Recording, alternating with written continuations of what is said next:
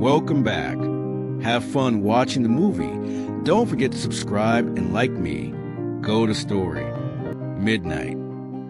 Why is it that those who are called to a higher purpose often face the deepest battles with lust? It's a struggle that no one likes to talk about, yet it's more common than you think. And the reasons behind it are shocking.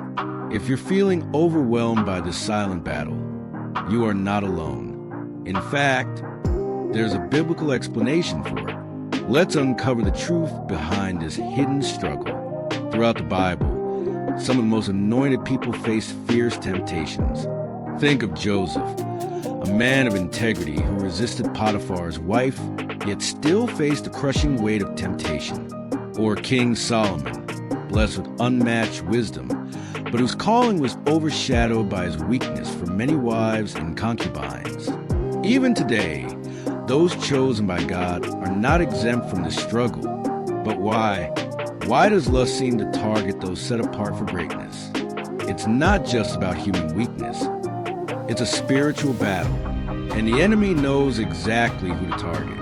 The Bible makes it clear that spiritual warfare is real. Ephesians 6 verse 12 says, "For we do not wrestle against flesh and blood, but against principalities, against powers, against the rulers of the darkness of this age, against spiritual hosts of wickedness in the heavenly places." Lust isn't just a physical temptation. It's a spiritual attack aimed at those with divine calling. The enemy knows that if he can corrupt the purity of a chosen one, he can hinder God's purpose for their life. But why does this struggle hit so hard? Here are 5 shocking reasons. 1. Spiritual sensitivity makes temptation stronger. Being spiritually gifted often means having heightened awareness, not just of God's presence, but also of the enemy's tactics. Lust is a powerful tool the enemy uses to distract and weaken those with divine callings. The anointed often experience more intense temptations because the enemy knows that if he can trap them in lust, he can slow down or even derail their spiritual growth. 2. Isolation leads to hidden battles. The chosen are often set apart, walking a path few can understand. While this solitude can be a blessing, it also creates dangerous vulnerability. Without strong accountability or deep spiritual connections, lust becomes a private struggle. The secrecy of this battle makes it harder to overcome, leading many to suffer in silence. 3.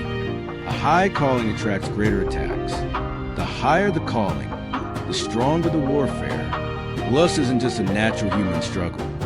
It is a spiritual assault designed to keep chosen ones distracted, drained, and distanced from God.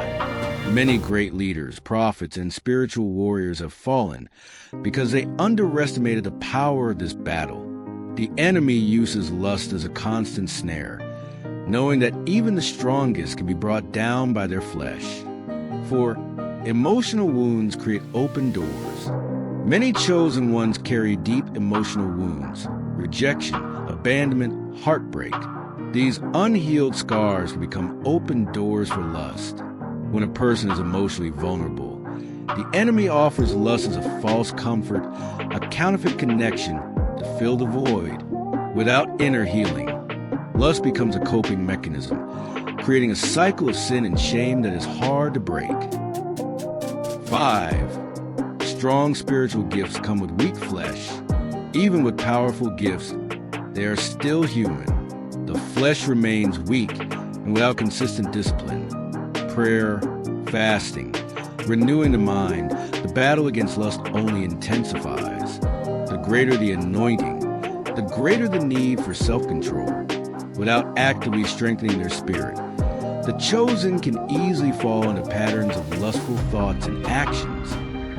Lust is a battle many chosen ones face in secret, but victory is possible.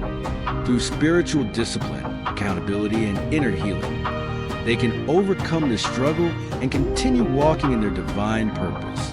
The enemy's goal is to keep them trapped, but God's power is always greater. The question is, will they fight or will they fall?